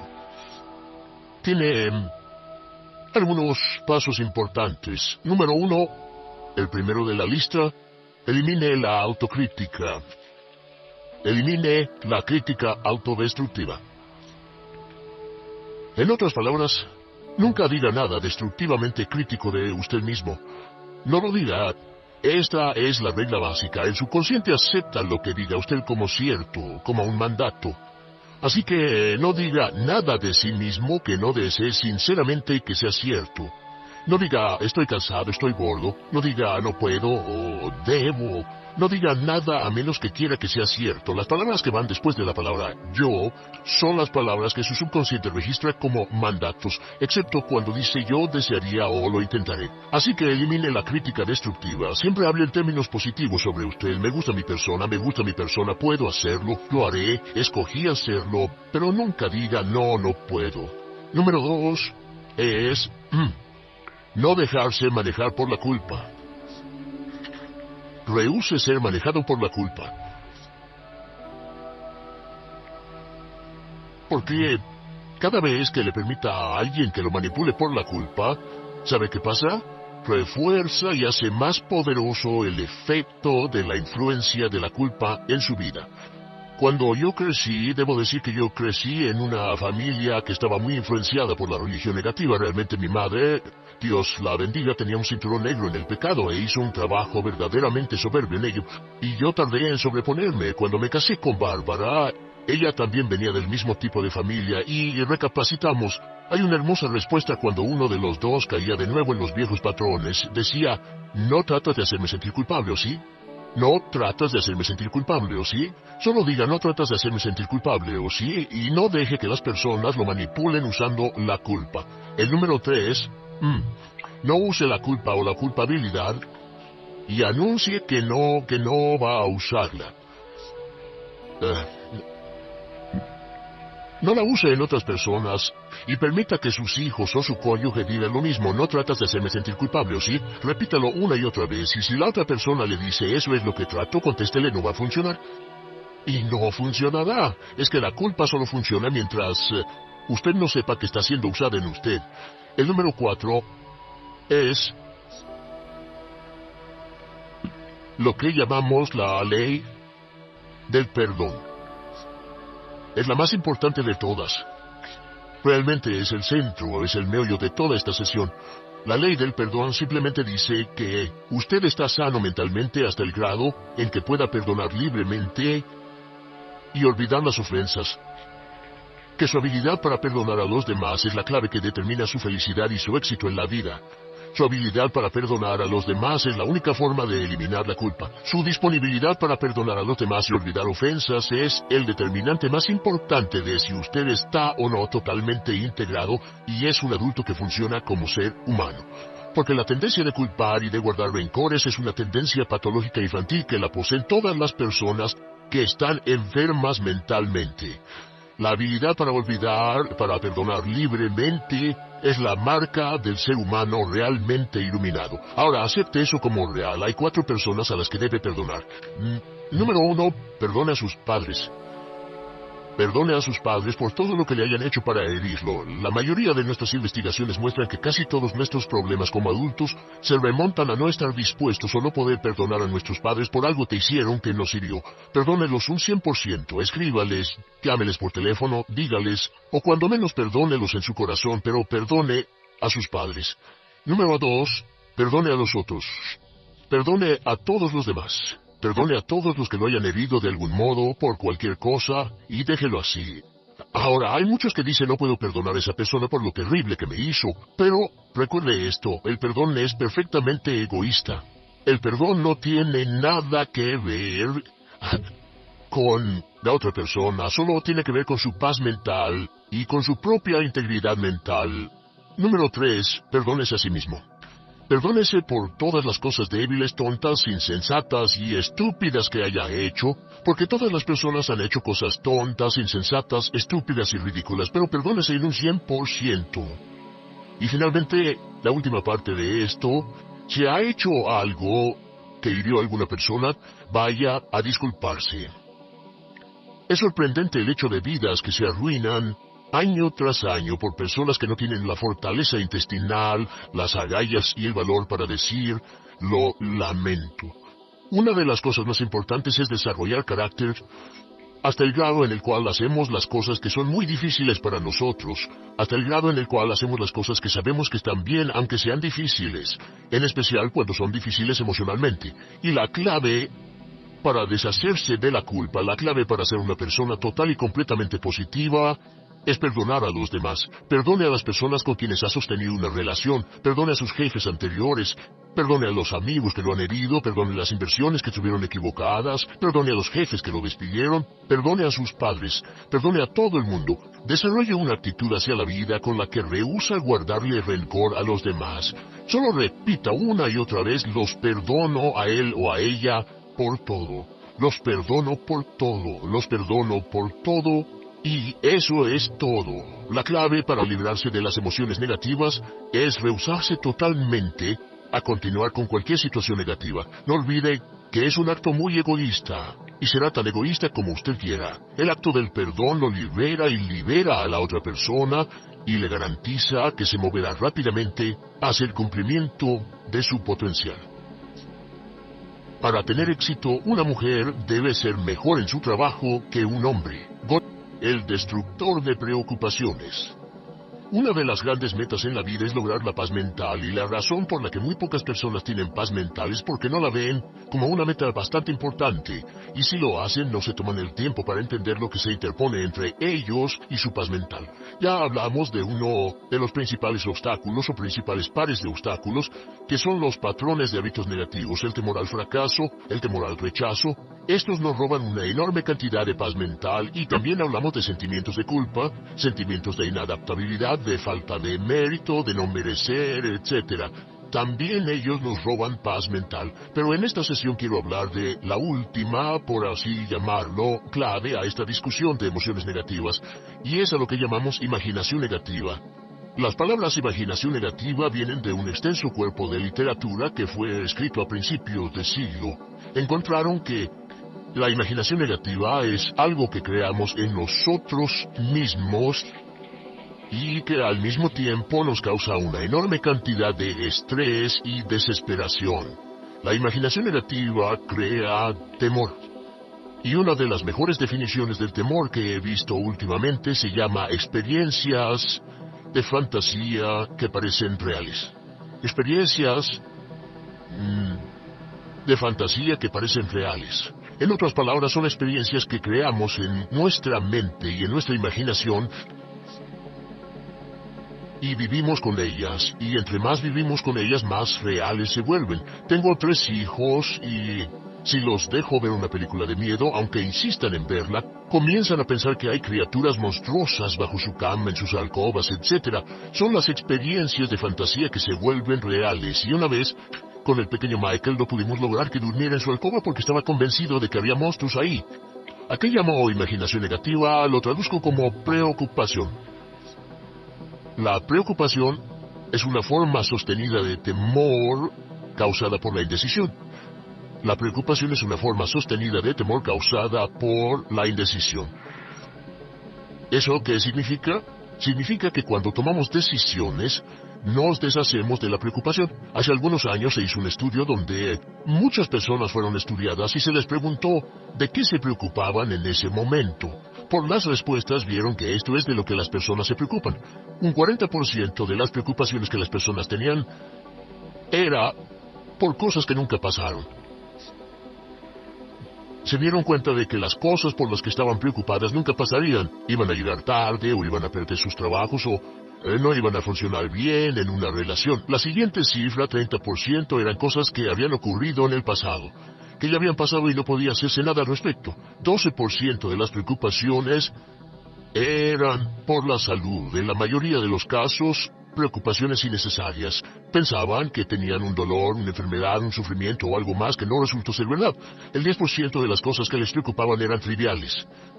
Les preocupaba tener morralla para el parquímetro, o si alguien les telefonearía o no. Preocupaciones realmente irrelevantes. Solo un 8% de las preocupaciones eran por algo sustancial, y de ese 8%, la mitad, o el 4%, estaban totalmente fuera del control de la persona. Estaban preocupados por saber si la China Roja invadiría Vietnam del Norte y cosas similares. De todos modos, la persona no podía hacer nada. Básicamente, la investigación muestra que casi un 96% de todo lo que nos preocupa o más es irrelevante. Nunca pasó, no vale la pena preocuparse por ello. ¿De dónde viene la preocupación? Pues viene de una mentalidad de preocupación. Si fue criado en una familia donde su madre o su padre eran preocupones, usted tal vez también sea otro preocupón. Es una respuesta condicionada. Los veía preocuparse y quiere ser como ellos porque eran las personas más importantes en su mundo, así que se preocupa también. Y conozco a niños de 4 o 5 años que son muy preocupones.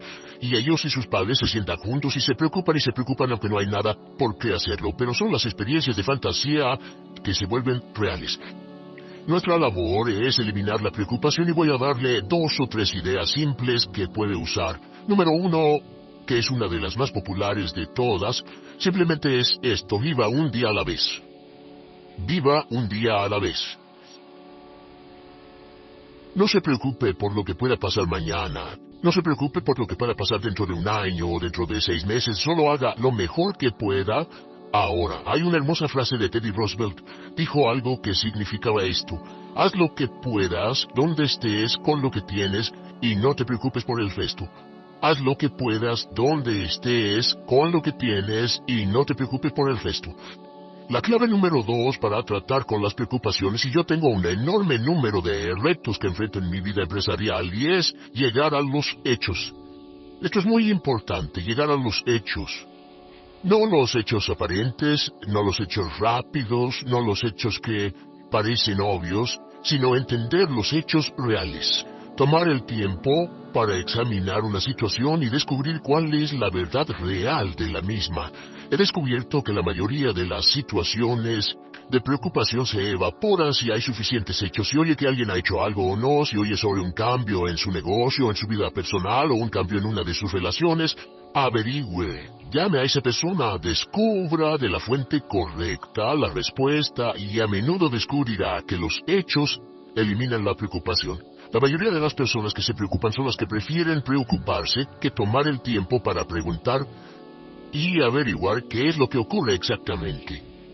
Pregunte, investigue, lea, haga su tarea, consiga los hechos. Uno de los requisitos más importantes, por cierto, para su éxito en los negocios o en alguna otra cosa, en cualquier otro campo, es consiga los hechos que necesita para que sus respuestas sean exactas y actualizadas. El tercer método se llama el destructor de preocupaciones. Destructor de preocupaciones es una expresión que inventó uno de nuestros graduados. Dijo que esta expresión literalmente salvó su negocio y salvó su salud mental. Es una de las técnicas más simples, se lo juro, es dinamita. Consiste en 4 pasos. Bien, paso número 1. Si tiene usted algo en mente, defínalo claramente por escrito. Defínalo claramente por escrito. Siéntese, tome tiempo para escribirlo y dígase de qué estoy preocupado exactamente. Siéntese y escríbalo. Estoy preocupado por esto y describa la situación exactamente como la ve. En medicina dicen que un diagnóstico exacto equivale a un 50% de la cura. El diagnóstico exacto, definirlo claramente por escrito, es un 50% de la cura. Y un punto importante aquí es que a veces cuando parece tener un problema abrumador, tiene más de un problema, tiene una situación llamada enjambre. Tenemos 1, 2, 3, 4 problemas juntos. Si los define claramente por escrito, puede escribirlos 1, 2, 3, 4. Hay varios pequeños problemas juntos que le preocupan. A veces, si elimina usted una de esas dificultades, el resto se evapora. A veces un problema de un grupo de problemas es la clave y lo demás es irrelevante. Esté alerta a eso y defínalo por escrito. El número 2 es, una vez que lo defina claramente, esta es la clave, determine el peor desenlace posible. Determine el peor desenlace posible. En otras palabras, pregúntese, ¿cuál es la peor cosa que podría pasar como resultado de esa situación? Piénselo bien, si pasara lo peor que podría ser, determine el peor desenlace posible. Una cosa interesante pasa aquí. Descubrimos que en la preocupación no estamos preocupados ni estresados por un evento. El evento no nos preocupa. Lo que nos preocupa es la anticipación de ese evento y la resistencia que ponemos psicológicamente, deseando, esperando, orando, que no llegue ese evento. Si determinamos cuál puede ser el peor desenlace posible, y dice que lo peor que podría pasar es esto, y lo concretamos y lo ponemos por escrito, descubrimos algo notable: su preocupación desaparece. Parece evaporarse en cuanto definimos el peor desenlace posible, y es que el estrés viene de no querer enfrentar lo que podría pasar. Hablaremos más tarde de esto, pero es el fenómeno psicológico de la negación. Lo negamos, no queremos enfrentarlo. Si tiene una inversión, y la inversión cada día está peor, debe decirse a sí mismo qué es lo peor que podría pasar con esta inversión, y lo peor es que puede perderlo todo.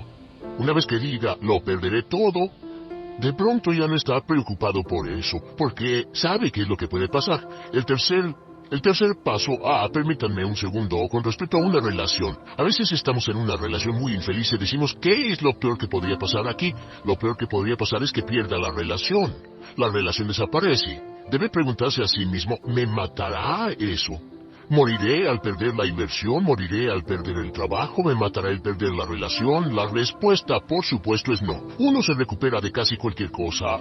Y número 3, por cierto, hay muchas personas que tienen y presentan los signos de cáncer, pero no van con el doctor porque no quieren saber. El estrés de no saber, de hecho, exaspera el curso de la enfermedad, y finalmente, cuando tienen que ir al doctor, ha llegado tan lejos que el doctor no puede salvarlos. Pero el estrés de no enfrentar la posibilidad los mantiene alejados de un doctor en el momento en que éste podría ayudarlos. Número 3, prepárese a aceptar lo peor en caso de que ocurra. Aceptar lo peor en caso de que ocurra. No es ser pasivo, no es ser fatalista. Solo diga, si nada puede hacerse, y esto debe pasar, debo aceptarlo. Tengo un dicho que uso mucho y es: lo que no puede curarse, debe soportarse. Lo que no puede curarse, debe soportarse. Pues bien, si esto llega a pasar, lo acepto y aprendo a vivir con eso. No voy a dejar que me despedace, no voy a dejar que me mate. Número 4 es: comience inmediatamente a mejorar lo peor. Comience a mejorar inmediatamente lo peor. ¿Qué significa? Significa que ahora acepta que puede pasar y ha decidido que vivirá con ello en caso de que ocurra. Y ahora hará todo lo posible para trabajar y para asegurarse de que no ocurra. Por cierto, en los negocios se llama el análisis minimax de lamentos. Es minimizar el máximo lamento. En otras palabras, es decir, ¿qué es lo peor que puede pasar y cómo puedo minimizar el máximo lamento?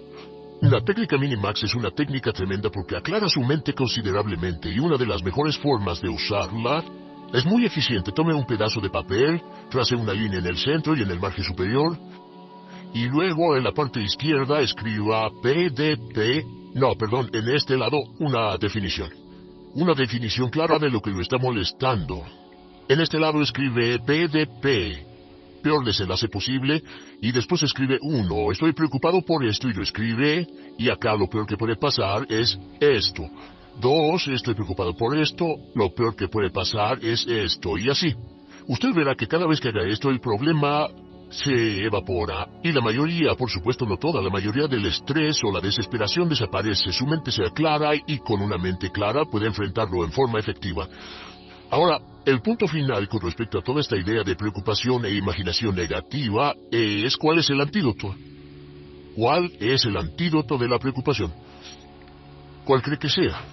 Pues simplemente esto, es actuar con un propósito. El único antídoto de la preocupación es actuar con propósito. Todo lo que lo lleve al extremo donde pueda actuar con un propósito, donde se pueda mover con firmeza. Como Shakespeare dice, si usas los brazos contra el mar de problemas, al hacerlo acabas con ellos. Cualquier cosa que lo lleve a actuar firmemente y con un propósito, eliminará la preocupación. ¿Por qué? Por lo que llamamos la ley de sustitución. No puede estar pensando en un problema o en una situación y pensando y actuando a propósito para resolverla y preocupándose por ella al mismo tiempo. La preocupación casi siempre surge cuando se tiene demasiado tiempo en las manos. Es una forma de establecimiento negativo de metas. ¿Recuerda que hablamos de la ley de la concentración? Dice que lo que siembra, cosechará. Pues cuando tiene una situación que le preocupa, ¿qué se encuentra haciendo? Lo que se encuentra haciendo es pensando, hablando, cosechando, imaginando vívidamente exactamente lo que no quiere. La ley de la expectativa dice: lo que se espera llegará a su vida. Aquello a lo que más temía ha llegado a mí, como dice en el libro de Job. La ley de la atracción dice que atraerá a su vida a las personas y las circunstancias que van de acuerdo con sus pensamientos dominantes. La razón por la que empleamos un módulo completo para hablar de preocupación es esta, es que hay algunas personas que no se preocupan por nada.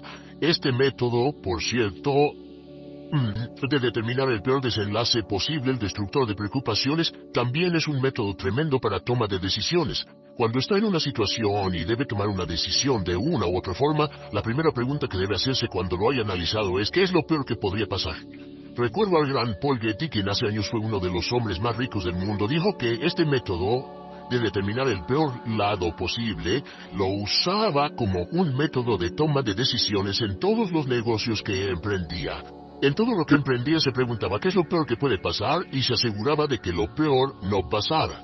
Así que tome la decisión ahora de que va a eliminar la preocupación, las experiencias fantásticas que parezcan reales, que va a aceptar el peor desenlace posible que pueda ocurrir y luego ocuparse y hacer todo lo humanamente posible para tomar una actitud constructiva, para eliminar la situación preocupante y desecharla. Esta es la clave para eliminar el final de lo peor de nuestras emociones negativas. Un hombre lleva consigo su éxito o su fracaso. No depende de condiciones externas. Ralph Waldo Trine. Programando su mente para el éxito. Todo lo que es o llegará a ser es resultado de lo que está ocurriendo dentro de su mente. Este es el concepto más imponente que haya descubierto, que cualquier persona haya descubierto. Puede cambiar en forma dramática las realidades externas de su vida, cambiando las actitudes internas de su mente. Como dijo William James, ya hemos hablado de las diferentes leyes. La ley de la creencia, que sus creencias se convierten en sus realidades, que ve al mundo en términos de que lo que piensa es verdad al respecto. Las creencias crean el hecho real. Lo que una persona, un hombre o una mujer piense con su corazón, es lo que serán. También sabemos que la ley de la correspondencia dice que su mundo exterior siempre corresponderá con su mundo interno. Eso significa que hay algo en su mundo interno que corresponde con todo en su mundo externo. El gran Emmett Fox dijo esto cuando habló sobre el equivalente mental. Dijo que todo en su vida externa tiene un equivalente mental en su vida interna. Cualquier cosa que quiera ver diferente en su vida externa primero debe proporcionar el equivalente mental en forma interna. La ley de la atracción dice cualquier cosa que se guarde en la mente en forma continua se atrae, ya que sus pensamientos dominantes establecen un campo de fuerza, de energía que lleva hacia su vida a las personas y circunstancias que necesita. Mencioné esto por este motivo. Muchas personas dirán, ¿cómo conseguiré un mejor trabajo, una mejor relación? ¿Cómo encontraré la información que necesito? O la educación, etcétera. No tiene que preocuparse por ello. Lo que debe hacer es tenerlo tan claro como el agua en su mente y lo desencadenará y entrará al flujo de estas leyes mentales universales y todo lo que necesite será llevado a usted exactamente conforme lo vaya necesitando y en la forma exacta en que lo necesite. Vamos a hablar en esta sesión, ya hablamos del concepto de sí mismo antes, dijimos que el concepto de sí mismo es el grupo de creencias dentro de usted que determina todo lo que le pasa. Su concepto de sí mismo es la suma, el resultado total de toda la información que siempre ha tomado sobre sí mismo y su mundo y aceptada como cierta. Se convierte en parte de su concepto de sí mismo. Su concepto propio es el mecanismo interno correspondiente que determina lo que le pasa. ¿Qué significa? Significa que el cambio comienza con un cambio en su concepto de sí mismo. Todo cambio comienza cuando usted toma nueva información que cambia las creencias. Y las creencias son una de las cosas más difíciles de cambiar porque las defendemos en forma muy vigorosa. Debemos estar dispuestos a abandonar nuestras creencias autolimitantes. Debemos estar dispuestos a ver nuestras creencias en forma honesta. Ya hablamos del conocimiento de nosotros mismos. Debemos ver nuestras creencias y decir, ¿estas creencias realmente me sirven? ¿Es esto lo que quiero ser? ¿Es esto lo que quiero hacer? ¿Es esto lo mejor que puedo tener? Y comienza a cuestionar sus creencias y a cambiar el concepto de sí mismo aceptando nueva información que desarrolla un nuevo concepto propio. Y esto nos lleva al concepto llamado la psicología de llegar a ser. La psicología de llegar a ser dice que cada uno de nosotros estamos en un estado de crecimiento continuo y de cambio. Sus conceptos de sí mismo y sus creencias cambian todo el tiempo. Por ejemplo, cuando era niño creía un cierto número de cosas del mundo adulto, cuando fue adolescente otro, cuando cumplió los 20 años otro, y al crecer y evolucionar cambiamos nuestras creencias y nuestros conceptos, cambiamos nuestra autoimagen, cambiamos la forma en que vemos el mundo, y estamos en el proceso de llegar a ser todo el tiempo que está ocurriendo. Es casi como esto, es como una hiedra. Evoluciona y cambia todo el tiempo, pero siempre en dirección hacia su meta dominante. Siempre en dirección de lo que está pensando más intensamente en ese momento. Por ejemplo, un alcohólico o drogadicto también evoluciona y también cambia, pero en dirección de su meta dominante, porque es en eso en lo que está pensando todo el tiempo. Si quiere evolucionar y crecer rápidamente, debe tener claras sus metas. Debe afinarlas, debe intensificarlas y debe cultivarlas todo el tiempo. A veces ve personas que tienen mucho éxito desde jóvenes. Verá que esas personas tienen una obsesión, una preocupación total en un área en particular o en cierto campo por mucho tiempo. Y otras personas, tal vez mucho mayores, nunca han tenido un sentimiento intenso ni nunca han cultivado algo que querían lograr. Existen dos obstáculos para esta psicología del llegar a ser. El número uno se llama homeostasis. La homeostasis es el deseo de consistencia.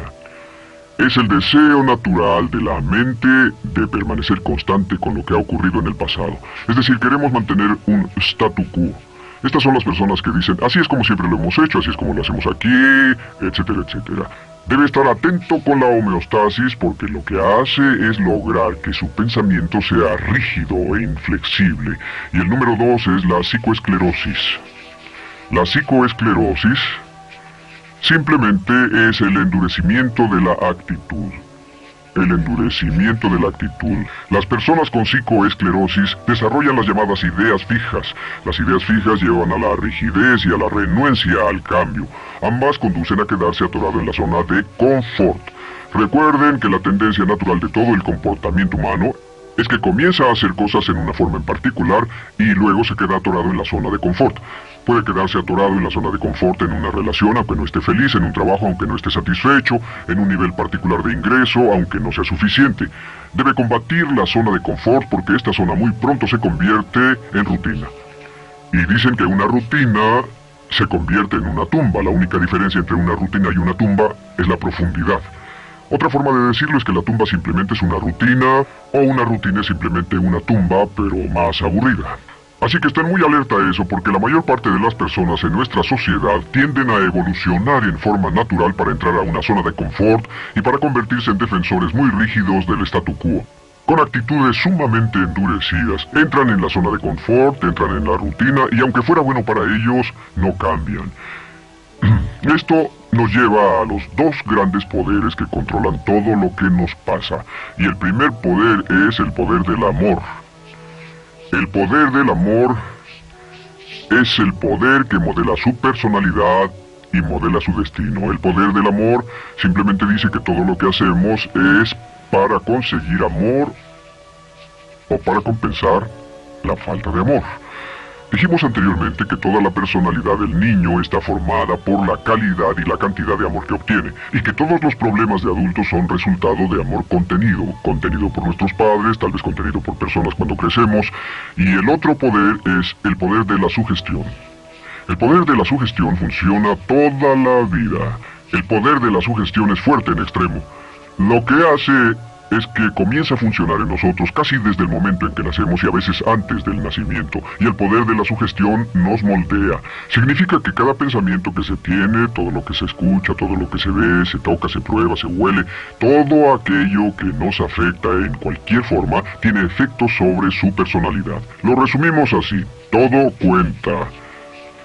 Todo cuenta, y en especial cuando se convierte en adulto. Recuerde que todo cuenta. El adulto promedio en América ve de 20 a 25 horas de televisión a la semana. El ciudadano adolescente promedio mira alrededor de 7 horas de televisión y el niño promedio de 3 a 4 horas de televisión diarias. ¿Sabía que el funcionario ejecutivo en jefe promedio de todas las corporaciones americanas mira menos de 5 horas a la semana? Permítame hacerle una pregunta muy simple. ¿Cree que exista una correlación entre el número de horas que una persona mira la televisión y el éxito que tenga en la vida? ¿Cree usted que las influencias sugestivas, libros, revistas, grabaciones, cursos, seminarios, personas, programas de televisión, etcétera, que usted ve o escucha o lee o frecuenta constantemente, cree que estas influencias sugestivas tengan algún efecto sobre su futuro? Lo plantearé de esta manera. Todo cuenta. Y debe hacerse esta pregunta. Aprendí esto hace años. Solo pregúntese usted qué es lo que quiero en la vida. Una vez que se haya hecho la pregunta de qué es lo que quiere en la vida, mire a su alrededor en su mundo y determine qué es lo correcto para usted y qué es lo incorrecto. ¿Qué significa esto? Significa que todo lo que lo impulse hacia lo que quiere es correcto. Y todo lo que lo impulse lejos de lo que quiere es incorrecto. Pero todo cuenta. Tengo un amigo que estaba a dieta constantemente y con frecuencia lo encontraba comiendo pastel de queso. A veces comía 2 pedazos de pastel de queso en el almuerzo y yo le decía, creí que estabas a dieta, yo creí que solo comías fruta fresca, verduras y comida natural. Respondía, claro, bueno, ¿y el pastel de queso? Y él decía, eso no lo cuento. Muchas personas se sientan a ver televisión 3 o 4 horas cada noche y quieren tener éxito, pero leen las tiras cómicas, las páginas deportivas, leen revistas no culturales o no leen nada, escuchan radio o no hacen nada con su tiempo ni su mente y dicen, quiero tener éxito, quiero tener más éxito. Y les digo, bueno, ¿y todo lo que hacen para perder el tiempo? Y contestan, eso no lo contamos. Desafortunadamente, la naturaleza lo cuenta todo. Y esto nos lleva a algunas leyes que quiero compartir con ustedes. La primera ley es la ley del hábito. Estas también son leyes mentales. La ley del hábito es muy similar a la ley de la inercia. La ley de la inercia dice que el cuerpo en descanso tiende a permanecer en descanso a menos de que sea influido por una fuerza externa y también pone al cuerpo en movimiento y tiende a permanecer en movimiento a menos de que sea influido por una fuerza externa. La ley del hábito dice que en ausencia de una decisión específica de su parte, para cambiar cierto aspecto de su vida, la tendencia natural es continuar en el mismo camino indefinidamente. Un especialista de la administración del tiempo dice que entre más haga lo que está haciendo, más obtiene de lo que tiene. Así que tiene que ver lo que tiene y tiene que ver lo que está haciendo y decir, ¿es esto lo que quiero? Continuará en la misma dirección a menos de que tome una decisión muy concreta y específica de cambiar. También hay otra ley llamada la ley de la emoción. Y por cierto, antes de entrar en la ley de la emoción, déjenme decir esto, que casi un 95% de lo que hacemos es por costumbre. La única diferencia importante entre las personas de éxito y los fracasados es que las personas de éxito tienen hábitos de éxito y los fracasados hábitos de fracaso. Por ejemplo, ¿han oído el dicho de que al que madruga Dios lo ayuda? ¿Y tienen más salud, bienestar y sabiduría? Bueno, ¿por qué será? ¿Por qué será que las personas con éxito se levantan temprano? ¿Por qué quieren aprovechar el día? Y también por eso se acuestan más temprano por la noche. No desperdician las tardes, que es cuando están más cansados y menos productivos. Así que verá una y otra vez que los hombres y mujeres de éxito se acuestan temprano y se levantan temprano. Tienen hábitos de éxito. ¿Por qué algunos no se acuestan temprano y no se levantan temprano? Porque son muy flojos, no tienen disciplina, no tienen metas que deseen con suficiente fuerza, no tienen hábitos de éxito. El 95% de su éxito está determinado por el tipo de hábitos que desarrolle. Si tiene buenos hábitos, va a tener éxito a pesar de todo lo demás. La ley de la emoción dice esto. Dice que todas las decisiones que toma están basadas en la emoción. Antes decíamos una y otra vez, las personas son un 90% emocionales y un 10% lógicas. Uno de los grandes descubrimientos que he hecho durante mis investigaciones es que las personas son un 100% emocionales. Ni siquiera somos un 90% emocionales. Todas las decisiones que tomamos son decisiones emocionales. Si alguien dice es lo lógico por hacer, lo que significa es que hay una mayor emoción invertida en ello, aunque suene lógico. La ley de las emociones dice que todas las decisiones que tomamos son emocionales. Y dice esto, la emoción más fuerte domina a la emoción más débil. Una emoción más fuerte domina una emoción más débil. Así que la emoción que sea más fuerte será la emoción dominante y determinará lo que usted hará. Todas las acciones están determinadas por la emoción que predomina en ese momento. Cualquiera que sea la emoción más fuerte, si es temor, el temor dominará lo que haga. Si es deseo, el deseo determinará lo que haga. Las dos emociones principales que luchan en nuestro interior todo el tiempo son el temor contra el deseo. El campeonato del mundo continúa una y otra vez. Sus temores que lo detienen, sus deseos que lo impulsan. ¿Y cómo invierte esta ecuación para que sus deseos ganen? Muy simple. Usa la ley de la concentración y piensa en lo que quiere todo el tiempo. Cultiva lo que quiere todo el tiempo. Mantiene su mente fija en su deseo. Se preocupa totalmente por lo que quiere y, como ya dijimos, sus temores tienen la tendencia de menguar. Pero sea lo que sea en lo que piensa, si piensa en sus temores o si piensa en sus deseos, en cualquiera de los dos que piense, la ley de la emoción va a determinar sus acciones y sus acciones van a determinar sus resultados. Esto nos lleva a otra ley que se llama la ley de la expresión. Esta ley de la expresión es muy interesante. Esta ley de la expresión se remonta a hace muchos años y hay una cita de Aristóteles que dice: lo que está impreso es expresado. Lo que está impreso es expresado.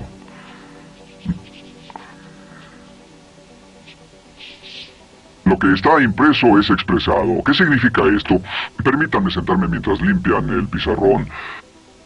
Simplemente significa esto: lo que está impreso en su psique por cualquier razón, de cualquier fuente, lo que está mezclado con la emoción y puesto en su concepto propio, eventualmente será expresado como parte de su personalidad y parte de su realidad.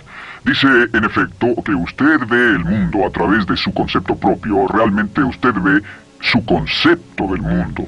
O sea que no cree lo que usted ve, sino que ve lo que usted cree. Lo que haya sido impreso en su mente como un hecho, o como una verdad, como una realidad, estará expresado entonces en su realidad, o estará expresado en su mundo, porque eso es lo que verá. Si cree que cierto tipo de personas son buenas, entonces verá bondad en esas personas. Si piensa que los miembros de un partido político en particular son tontos, todos los miembros de ese partido político le parecerán tontos, aún los más sabios y los más inteligentes. Si cree que hay oportunidades en todas partes, verá oportunidades en todas partes. Si cree que tiene un control total de su propio destino, entonces verá indicaciones de ello. Si piensa que es popular, valiente, confiado, una persona convincente, entonces actuará de una manera de acuerdo con eso y todo eso lo verá a su alrededor. Hace poco estaba leyendo una historia muy interesante.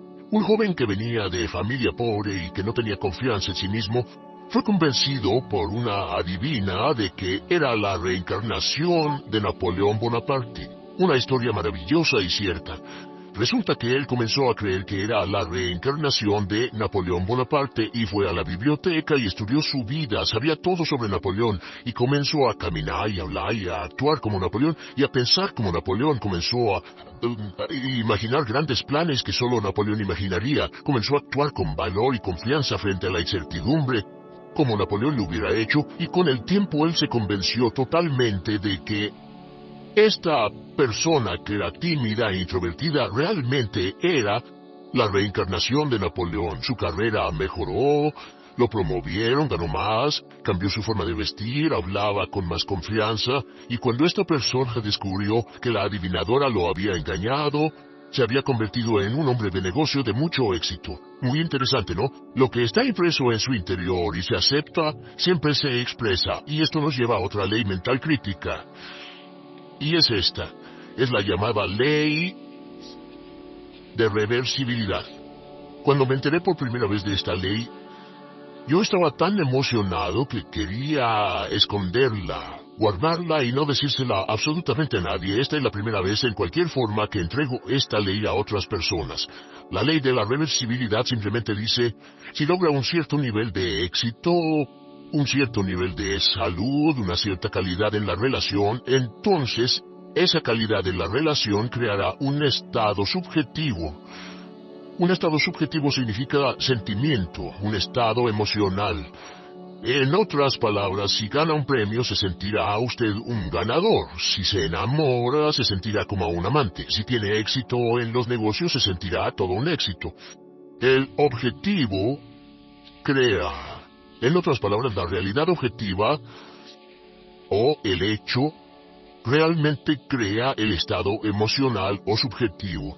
¿Le parece lógico? En otras palabras, algo pasa, se siente genial, tiene esa sensación. Sin embargo, la ley de reversibilidad dice, si logra entender esto, este hecho por sí mismo puede cambiar su vida, pues cambió la mía. Es que si puede crear artificialmente el estado subjetivo o el sentimiento desencadenará la ley de atracción y correspondencia y la pondrá en movimiento y llevará su vida a las personas, a las circunstancias y oportunidades necesarias para crear el objetivo que sea congruente con lo subjetivo. Y este es el método. Es tan simple que es sorprendente, es este. Cuando piense en algo que realmente desea, imagine que ya lo tiene. Imagine que ya lo tiene. La verdad suena como un juego de niños, pero es tan poderoso que inspira temor y todo lo que le sugiero que haga es que lo intente un momento. Solo imagine, cierre los ojos, piense en ello, continúe pensando y si es necesario póngase de pie, relájese, lo que quiera. Solo imagine que ya logró eso y sienta usted la sensación. Sienta la sensación. Como si ya fuera un éxito. Como si fuera tiempo pasado y como si ya lo hubiera logrado. No tiene que preocuparse, ya percibió esa sensación. Y si tiene esa sensación una y otra vez, esta ley de reversibilidad creará este sentimiento y al cultivarlo cada vez más, la sensación realmente comenzará a cambiar las cosas en su interior y en su exterior y lo impulsará hacia su meta o la meta hacia usted y el objetivo se hará realidad en el momento y el lugar exactos. No tendrá que preocuparse del proceso entre los dos o de cuáles son los pasos a seguir. Todo lo que tiene que hacer es mantener esa sensación en forma muy intensa. Hablaremos de eso cuando pasemos a los métodos de programación mental. La siguiente ley es la ley de la práctica. La ley de la práctica también se llama la ley de la repetición. Y esta ley dice que haga lo que haga una y otra vez, a menudo se convierte en un nuevo hábito. ¿Quiere ser una persona entusiasta y positiva? ¿Quiere volverse rica y exitosa? ¿Qué es lo que quiere en la vida? Lo que desea en la vida, si lo practica una y otra vez, eventualmente se vuelve un nuevo hábito. Si lo practica pensando en ello, un nuevo hábito toma como unos 21 días en desarrollarse. Tarda 21 días en desarrollarse un nuevo hábito. Toma 21 días de repetirse una y otra vez. Ahora, lo que vamos a pedirle que haga como resultado de este curso y como resultado de lo que hablamos es, le vamos a pedir o sugerir que se someta a lo que llamamos la dieta de la AMP de 21 días. Eso significa que por 21 días vamos a pedirle que haga una cosa muy difícil, una de las cosas más difíciles que va a hacer en su vida. Por 21 días quiero que mantenga su mente en lo que quiere y la aleje de lo que no quiere. Mantenga su conversación en lo que quiera y manténgala lejos de lo que no quiera. Mantenga sus sueños, su imaginación, sus pensamientos, sus sentimientos, todo en su ambiente, consistente con lo que desea, y manténgalo lejos de lo que no desea. Es muy simple, no es complicado. Y es una de las cosas más difíciles que va usted a hacer. ¿Por qué escogimos 21 días? Por una buena razón. Le toma 21 días a una gallina que tiene el cerebro del tamaño de un chícharo sentarse pacientemente, con calma y fielmente sobre su huevo para empollarlo. Y pensamos que si una gallina con un cerebro pequeño como ese puede sentarse sobre un huevo por 21 días sin ver ningún cambio, solo por la fe, 21 días va a quedarse sentada. Entonces podemos pedir a los adultos que tienen el cerebro del tamaño de 3 libras, que tienen de 12 a 20 mil millones de células y tienen la capacidad de recordar y retener todo el conocimiento aprendido por el hombre, aunque parezca mentira, podemos pedirles que piensen en ello 21 días.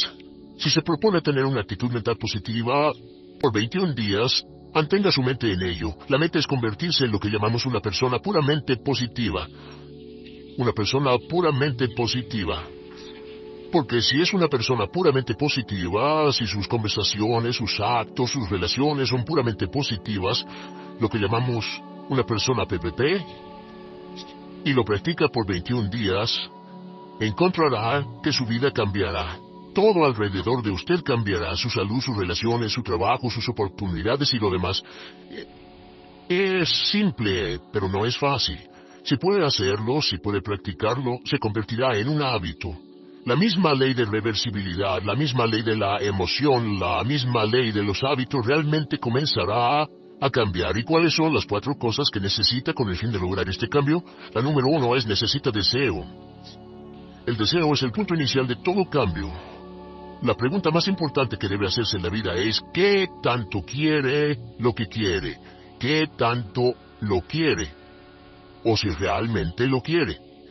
Hay un gran número de personas que quieren un gran número de cosas. Pero ¿qué tanto las quieren? Si realmente las quiere, si las quiere con una intensidad tremenda y con deseo, no hay nada en el mundo que pueda evitar que lo consiga. Hay una historia interesante que se relata sobre Sócrates. Él estaba hablando con uno de sus estudiantes y éste le dijo, estoy hambriento de conocimiento, ¿qué puedo hacer para aumentar mis conocimientos? Y Sócrates le dijo, el conocimiento es algo que ya está disponible, es fácil conseguirlo si realmente lo deseas. Él dijo, estoy seguro de que realmente lo deseo. Y Sócrates dijo, ven conmigo, y caminó con él mar adentro hacia el océano. Caminó con él hasta llegar al mar Egeo. Caminaron unos 3 o 4 pies y Sócrates, un hombre muy fuerte, tomó al joven y le metió la cabeza en el agua. Y el joven comenzó a luchar y a luchar y a luchar y por fin se puso increíblemente frenético. Sócrates lo sacó y le preguntó, ¿qué querías estando bajo el agua?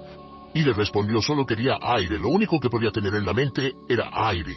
Y le dijo, cuando quieras el conocimiento con la misma intensidad con la que querías el oxígeno, tendrás todo el conocimiento que desees. Así que cuando desea algo con gran intensidad y teniendo el deseo, lo conseguirá. El segundo paso es la decisión. Una y otra vez, cuando viajo, descubro que los cambios importantes en la vida de una persona comienzan cuando toma una decisión. También descubro que la gran mayoría de las personas son increíblemente indecisas. Están muy renuentes a tomar decisiones, a reducir sus opciones. Están muy renuentes a hacer algún compromiso de cualquier tipo. Y si no hacen compromiso, solo van a la deriva. Desafortunadamente, se condenan a sí mismos a vivir por la ley del accidente. El siguiente paso es tomar una decisión muy clara e inequívoca de que esto es lo que quiere. Está dispuesto a pagar el precio para conseguirlo. Hay un librito muy interesante llamado El secreto último por Michael Hernacki, y dice que la llave del éxito, y él ha estudiado a muchas personas de éxito, que la llave del éxito simplemente es esto, es que esté dispuesto a hacer lo que sea necesario. Que esté dispuesto a hacer lo que sea necesario. Esté dispuesto a hacer lo que sea necesario.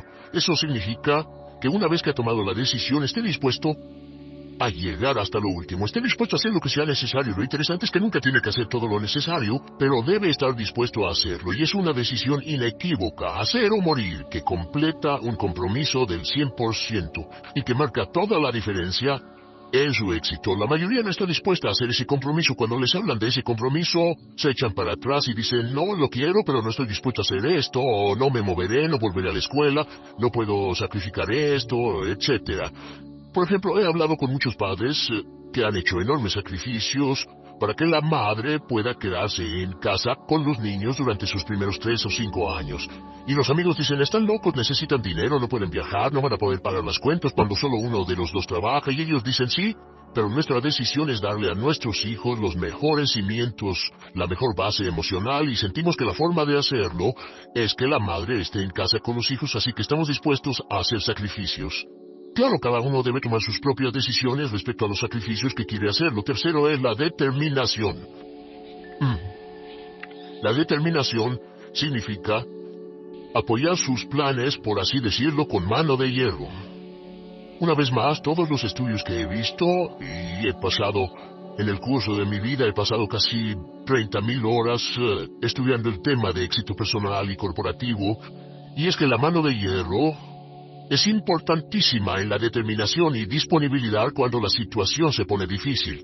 La disponibilidad de persistir ante la adversidad, ese tipo de determinación, es importante para desarrollar los patrones de hábito del pensamiento que garantizan su éxito. Y finalmente, la disciplina. Esta es mi favorita. Generalmente es la única parte de este curso donde la menciono, pero la disciplina es la llave maestra hacia la riqueza. La disciplina es la llave maestra hacia la riqueza. La disciplina, la disponibilidad de hacer lo que sabemos que debemos hacer cuando debemos hacerlo, nos guste o no nos guste, es la llave importante de nuestro éxito. ¿Por qué las personas fracasan? No es un milagro, no es un misterio. La razón por la que las personas fracasan es porque no están dispuestas a hacer lo que es necesario. No quieren pagar el precio. La mitad del tiempo, las 3/4 partes del tiempo, no saben lo que quieren, y aquellas que lo saben no son capaces de disciplinarse. Así que cuando esté viendo la televisión, o cuando conduzca oyendo el radio en lugar de oír programas instructivos grabados, deberá preguntarse en forma muy honesta, pensando en la maravillosa vida que puede disfrutar y pensando en todas las cosas que quiere, ¿esto me lleva hacia ello o está alejándome de ello? Porque la verdad de las cosas es que todo lo que no lo lleve hacia su meta, todo eso lo está alejando de su meta. Nada es neutral, todo cuenta, la arena del tiempo está corriendo, el reloj, el metro continúa en este momento. Un muy buen amigo mío dijo, recuerden que esta vida no es un ensayo de nada más, es la real. Y la pregunta que debe formularse es, ¿pienso en serio sobre ser y tener y hacer todo lo que es posible para mí?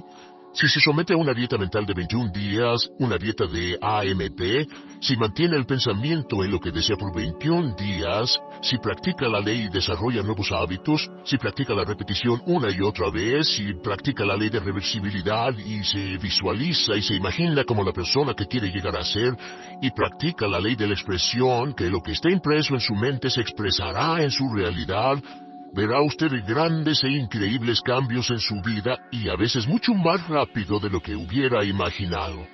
Así que créame, lo sé, he intentado y practicado todo lo que le recomiendo. Cientos y cientos de mis graduados lo han hecho y los resultados que han logrado han sido estupendos y también serán estupendos para usted. Y hablaremos un poco más de eso en el siguiente módulo. El progreso siempre implica un riesgo. No puede robar segunda base y seguir con el pie en la primera. Frederick Wilcox.